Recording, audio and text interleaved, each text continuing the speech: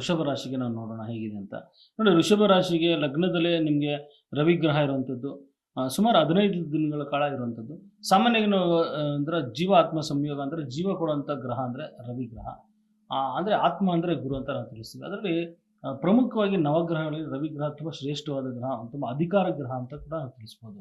ನೋಡಿ ಅದು ರವಿ ಲಗ್ನದಲ್ಲಿತ್ತು ಅಂತಂದ್ರೆ ಎಲ್ಲೋ ಒಂದು ಕಡೆ ನಿಮ್ಮ ಒಂದು ಈ ತಿಂಗಳಲ್ಲಿ ವೃಷಭ ರಾಶಿಯವರು ಒಂಥರ ಡಾಮಿನೇಟಿಂಗ್ ಆಗಿ ನಂದೇ ನಡೆಯುವಂಥದ್ದು, ನಿಮ್ಮದೇ ನಡೆಯುವಂಥದ್ದು, ಒಂದು ಅಧಿಕಾರ ಯೋಗ ಇರುವಂಥದ್ದು ನಾವು ಕಾಣ್ತೀವಿ. ಯಾವುದೇ ಒಂದು ಸರ್ಕಾರಿಗೆ ಸಂಬಂಧಪಟ್ಟ ಹಾಗೆ, ಕೆಲಸಕ್ಕೆ ಸಂಬಂಧಪಟ್ಟ ಹಾಗೆ ತುಂಬ ಬದಲಾವಣೆಗಳಾಗುವಂಥದ್ದು, ತುಂಬ ಒಂದು ಎಲ್ಲ ಕೆಲಸ ಕಾರ್ಯಗಳಲ್ಲಿ ಸಿದ್ಧಿಯಾಗುವಂಥದ್ದು, ಯಶಸ್ಸು ಸಿಗುವಂಥದ್ದು ಕೂಡ ನಾವು ಕಾಣ್ಬೋದು.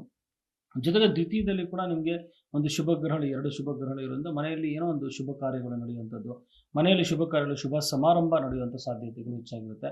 ಅದರಲ್ಲಿ ಲಕ್ಷ್ಮೀನಾರಾಯಣ ಯೋಗ ನಿಮಗೆ ಇರುವಂಥದ್ದು. ಸೊ ಹಾಗಾಗಿ ದೂರ ಪ್ರಯಾಣ ಹೋಗುವಂಥದ್ದು ಅಥವಾ ಪುಣ್ಯಕ್ಷೇತ್ರಗಳಿಗೆ ಹೋಗುವಂಥದ್ದು ಅಥವಾ ತಿರುಪತಿ ತಿಮ್ಮಪ್ಪ ಅಥವಾ ಕೊಲ್ಲಾಪುರದ ಮಹಾಲಕ್ಷ್ಮಿಗೆ ಹೋಗುವಂಥ ಸಾಧ್ಯತೆಗಳು ಕೂಡ ನಾವು ಕಾಣ್ತಾ ಇದ್ವಿ. ನೋಡಿ ತೃತೀಯದಲ್ಲಿ ಗುರುಗ್ರಹ ಪ್ರಬಲವಾಗಿರೋದ್ರಿಂದ ಕೆಲವೊಂದು ಕಡೆ ರಾಜಕೀಯ ಕ್ಷೇತ್ರದಲ್ಲಿ ಇರುವಂಥವ್ರಿಗೆ ಬಹಳ ಒಂದು ದೊಡ್ಡ ಮಟ್ಟದ ಒಂದು ಬೆಂಬಲ ಇರುವಂಥದ್ದು, ಸಹಪಾಠಿಗಳಾಗಲಿ, ನೆರೆಹೊರೆಯವರಾಗಲಿ ಅಥವಾ ನಿಮ್ಮ ಏನೊಂದು ಟೀಮ್ ಇದೆ ಅವರಿಂದ ತುಂಬ ದೊಡ್ಡ ಬೆಂಬಲ ನಿಮಗೆ ಸಿಗುವಂಥದ್ದು. ಆದರೆ ಎಲ್ಲೊಂದು ಕಡೆ ಕೇತು ಪ್ರಬಲವಾಗಿರುವಂಥದ್ದು ಚತುರ್ಥದಲ್ಲಿ ಇರೋದ್ರಿಂದ ತಾಯಿಗೆ ಸಂಬಂಧಪಟ್ಟ ಏನಾದರೂ ಆರೋಗ್ಯದಲ್ಲಿ ಅನಾನುಕೂಲತೆ ಆಗುವಂಥದ್ದು ನಾವು ಕಾಣ್ಬೋದು. ಮೊದಲೇ ನಿಮಗೆ ತಾಯಿಗೆ ಸಂಬಂಧಪಟ್ಟ ಏನಾದರೂ ಆರೋಗ್ಯದಲ್ಲಿ ವ್ಯತ್ಯಾಸ ಇತ್ತು ಅಂದರೆ ಅವರು ಇನ್ನೊಂದು ಸ್ವಲ್ಪ ಹೆಚ್ಚಾಗಿ ಅವ್ರನ್ನ ಕಾಳಜಿ ವಹಿಸುವಂಥದ್ದು ಮಾಡಿ. ಜೊತೆಗೆ ಮನೆ ಕಟ್ಟೋ ವಿಚಾರದಲ್ಲಿ ಏನಾದರೂ ಪ್ರಾರಂಭಿಸಿದರೆ ಒಂದು ಒಳ್ಳೆ ಮುಹೂರ್ತದಲ್ಲಿ ಪ್ರಾರಂಭಿಸಿ. ಯಾಕಂದರೆ ಚತುರ್ಥದಲ್ಲಿ ಸಾಮಾನ್ಯವಾಗಿ ಕೇತು ಗ್ರಹ ಬಂತು ಅಂದರೆ ನೋಡಿ, ಅದರಲ್ಲೂ ಜನ್ಮ ಜಾತಕದಲ್ಲಿ ಏನಾದರೂ ಕೇತು ಬಂತು ಅಂದರೆ ತುಂಬ ತೊಂದರೆ ಆಗುವಂಥದ್ದು. ಮನೆ ತಗೊಳಕ್ಕಲ್ಲ, ತಗೊಂಡ್ರು ಕೂಡ ಮನೇಲಿ ಏನಾದರೂ ತೊಂದರೆ, ಪ್ರೇತ ಬಾಧೆಗಳು ಅಥವಾ ಇನ್ನೊಂದು ಬಾಧೆಗಳು. ಮನೆ ಕಟ್ಟಿರ್ತೀರ ಅರ್ಧಂಬರ್ಧ ಆಗಿರುತ್ತೆ, ತಾಯಿಯಿಂದ ಒಂದು ಬೆಂಬಲ ಸಿಕ್ಕಿರಲ್ಲ, ತಂದೆ ತಾಯಿಯಿಂದ ಆಸ್ತಿ ಇರುತ್ತೆ, ನಿಮ್ಮ ಹೆಸರಿಗೆ ಮಾಡಿರ್ತಾರೆ, ಆದರೆ ನಿಮಗೆ ಅದು ಬಿಟ್ಕೊಡೋದಿಲ್ಲ. ಸೊ ಈ ರೀತಿ ಹಲವಾರು ರೀತಿ ತೊಂದರೆ ನಾವು ಕಾಣ್ತಾ ಇದ್ವಿ. ಅದರಲ್ಲೂ ಚತುರ್ಥಿಗೆ ರಾಹು ಕೇತುಗಳು ಬಂದಾಗ ಮಾಟ ಮಂತ್ರ ಪ್ರಯೋಗಗಳಿಗೆ ಒಳಗಾಗುವಂಥ ಸಾಧ್ಯತೆಗಳು ಇರುತ್ತೆ. ಆದ್ದರಿಂದ ಭಯಪಡೋಂಥ ಅವಶ್ಯಕತೆ ಇಲ್ಲ. ನೋಡಿ ಇದೊಂದು ಏನಂದರೆ ನಿಮ್ಮ ಈ ರಾಶಿ ಭವಿಷ್ಯದಲ್ಲಿ ಸಾಮಾನ್ಯ ಈ ಗ್ರಹಗಳು ಎಲ್ಲೆಲ್ಲಿ ಇರುತ್ತೆ ಅಂತ ನಿಮ್ಗೊಂದು ಮ್ಯಾಪ್ ಸಿಕ್ಕಿದ್ದು ಗೊತ್ತಾಯಿತು ಅಂದರೆ ಅದಕ್ಕೆ ಸಂಬಂಧಪಟ್ಟಾಗ ಪರಿಹಾರ ಕೂಡ ನಿಮಗೆ ಸರಳವಾಗಿರುತ್ತೆ. ನೋಡಿ ರಾಹು ಕೇತುಗಳು ಸಾಮಾನ್ಯವಾಗಿತ್ತು ಅಂದರೆ ಶಕ್ತಿ ದೇವರ ಆರಾಧನೆ ಮಾಡುವಂಥದ್ದು, ಮನೆಯಲ್ಲಿ ಶಕ್ತಿ ದೇವರ ಒಂದು ದೀಪ ಹಚ್ಚುವಂಥದ್ದು, ಶುಕ್ರವಾರ ಮಂಗಳವಾರ ಮನೆ ದೇವರಿಗೆ ದೀಪ ಹಚ್ಚುವಂಥದ್ದು ಅಥವಾ ಮನೆ ಬಾಗಿಲಲ್ಲಿ ದೀಪ ಹಚ್ಚುವಂಥದ್ದು ಅಥವಾ ತಡೆ ಹೊಡೆಯುವಂಥದ್ದು, ದೃಷ್ಟಿ ತೆಗೆಯುವಂಥದ್ದು ಮಾಡಿ ಖಂಡಿತ ನಮಗೆ ಅನುಕೂಲ ಆಗುವಂಥದ್ದು. ಅದೇ ರೀತಿ ನಮಗೆ ನೋಡಿದ್ರೆ ಲಾಭದಲ್ಲಿ ಶನಿ ಇರುವಂಥದ್ದು. ನೋಡಿ ಯಾವುದೇ ಒಂದು ಜಾತಕದಲ್ಲಿ ಗುರು ಮತ್ತು ಶನಿ ಚೆನ್ನಾಗಿತ್ತು ಅಂದರೆ ಆ ಜಾತಕದಲ್ಲಿ ಆ ವರ್ಷ ಪೂರ್ತಿ ನಿಮಗೆ ಅಂದ್ಕೊಂಡಿದ್ದೆಲ್ಲ ಕೆಲಸ ಕಾರ್ಯಗಳಲ್ಲಿ ಸಿದ್ಧಿ ಆಗುವಂಥದ್ದು, ಅನುಕೂಲಗಳಾಗುವಂಥದ್ದು, ವಿವಾಹ ಭಾಗ್ಯ ಆಗುವಂಥದ್ದು, ಸಂತಾನಕ್ಕೆ ಸಂಬಂಧಪಟ್ಟಾಗ ಆಗುವಂಥದ್ದು. ನೋಡಿ ಎಷ್ಟೋ ವರ್ಷಗಳಲ್ಲಿ ತುಂಬ ಕನಸುಗಳು ಕಂಡಿರ್ತೀರ, ಖಂಡಿತ ಆ ಒಂದು ಕನಸು ನನಸಾಗುವಂಥ ಸಾಧ್ಯತೆ ಇರುತ್ತೆ.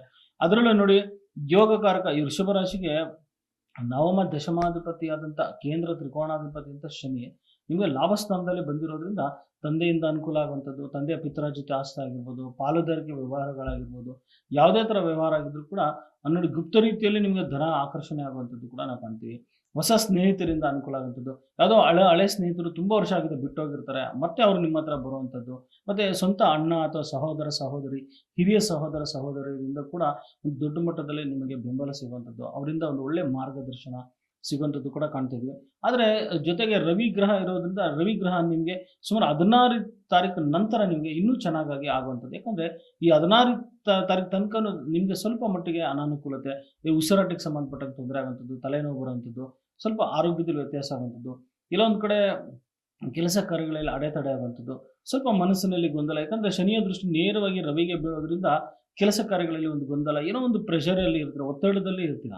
ಸೊ ಅದರಿಂದ ರವಿಯ ಶಾಂತಿ ಮಾಡ್ಕೊಳ್ಳುವಂಥದ್ದು ಮರಿಬೇಡಿ. ಯಾಕಂದರೆ ಇದಕ್ಕೆ ಯೋಗ ಕೊಡುವಂಥ ಶನಿ ಗ್ರಹ ಏನಾಗುತ್ತೆ, ಲಾಭಸ್ಥಾನದಲ್ಲಿ ಇದ್ದರೂ ಕೂಡ ದೃಷ್ಟಿ ಏನಾಗುತ್ತೆ ಲಗ್ನದ ಮೇಲೆ ಬೀಳುತ್ತೆ. ಲಗ್ನದಲ್ಲಿ ಬಿದ್ದರೂ ಕೂಡ ತೊಂದರೆ ಇಲ್ಲ, ಆದರೆ ರವಿಗ್ರಹ ಅಲ್ಲಿ ಇರೋದ್ರಿಂದ ನಿಮಗೆ ಸ್ವಲ್ಪ ಅನಾನುಕೂಲತೆ ಆಗುವಂಥ ಸಾಧ್ಯತೆಗಳು ಇರುತ್ತೆ.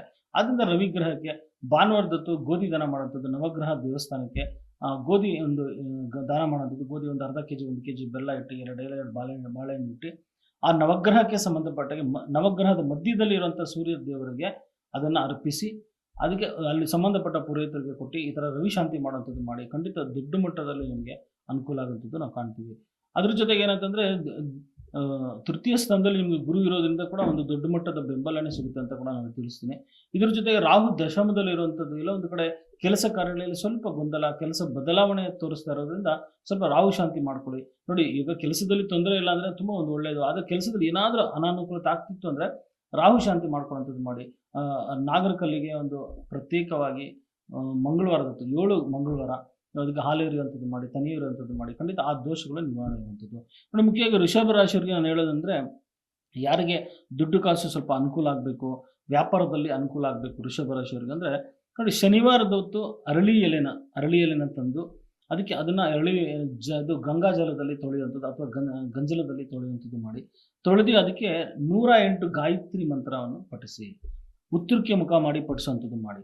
ಪಠಿಸಿದ ನಂತರ ಅದನ್ನು ಅಂಗಡಿ ಗಲ್ಲಾಪೆಟ್ಟಿಗೆಯಲ್ಲಿ ಇಡುವಂಥದ್ದು ಅಥವಾ ನಿಮ್ಮ ಪರ್ಸ್ನಲ್ಲಿ ಇಟ್ಕೊಂಡ್ರೆ ಖಂಡಿತ ಒಂದು ದೊಡ್ಡ ಮಟ್ಟದ ಧನಾಗಮನ ಆಗುವಂಥ ಸಾಧ್ಯತೆಗಳು ನಾವು ಕಾಣುವಂಥದ್ದು. ಇದ್ರ ಜೊತೆಗೆ ಕೇತು ಶಾಂತಿ ಮಾಡೋದು ಮರಿಬೇಡಿ. ರಾಹು ಕೇತುಗಳು ಓಂ ಕಂ ಕೇತುವೇ ನಮಃ ಅಂತ ಹೇಳೋದು, ಅಥವಾ ಓಂ ಗಣೇಶಾಯ ನಮಃ ಅಂತ ಹೇಳೋದು, ಓಂ ಗ್ರೀಂ ಓಂ ಗಣೇಶಾಯ ನಮಃ ಅಂತ ಹೇಳೋದು. ಈ ಗಣೇಶನ ಯಾವ್ದಾದ್ರು ಒಂದು ಮಾಲೆ ಜಪ ಮಾಡಿ ಖಂಡಿತ ಈ ವೃಷಭ ರಾಶಿಗೆ ಈ ರಾಹು ಕೇತುಗಳ ಒಂದು ಪ್ರಭಾವದಿಂದ ಅನಾನುಕೂಲತೆ ಏನಾಗುತ್ತೆ ಅದು ಖಂಡಿತ ನಿಮಗೆ ಕಮ್ಮಿ ಆಗುವಂಥದ್ದು.